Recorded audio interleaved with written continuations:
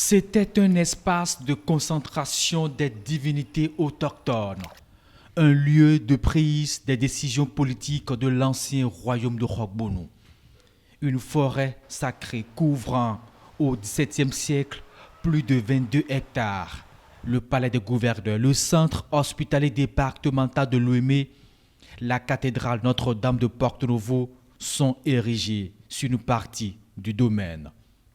Un espace rempli d'histoire, appelé aujourd'hui Jardin des plantes de la nature, un poumon écologique de la ville capitale que nous vous invitons à découvrir. Cette forêt sacrée a trois grandes fonctions.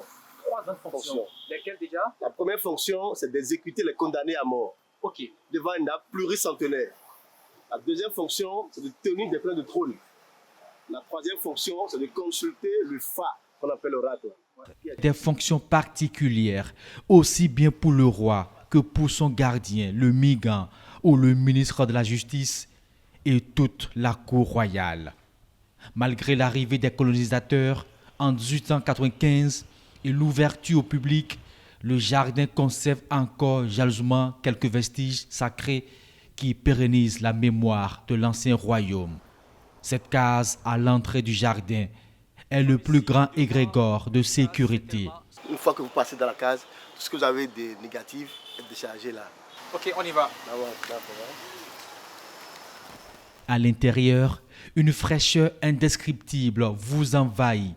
Un microclimat créé par cette multitude de végétation, des arbres pluricentenaires et d'autres introduits par le colonisateur et des conservateurs. Nous voici d'ailleurs au pied d'un des plus anciens et plus grands arbres de cette forêt sacrée, l'Iroko.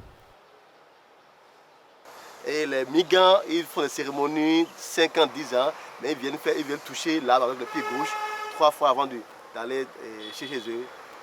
Mais parce que derrière la forêt sacrée maintenant. Donc, jusqu'aujourd'hui encore, les cérémonies continuent d'être exécutées ici dans la forêt sacrée. Exactement, par les Migans. À quelques mètres, un autre vestige, ce collaté géant, au pied duquel le roi consultait le Fa. Ici, nous sommes devant le deuxième arbre témoin de la forêt sacrée. Et là, l'arbre la parle. Il parle comment? Il parle en montrant des dessins animaux et humains sur son tronc. Par exemple, ici, à partir d'ici, on dirait que ça ressemble à l'oreille d'éléphant. Et ici, vous avez l'œil d'éléphant ici. Et la trompe est là.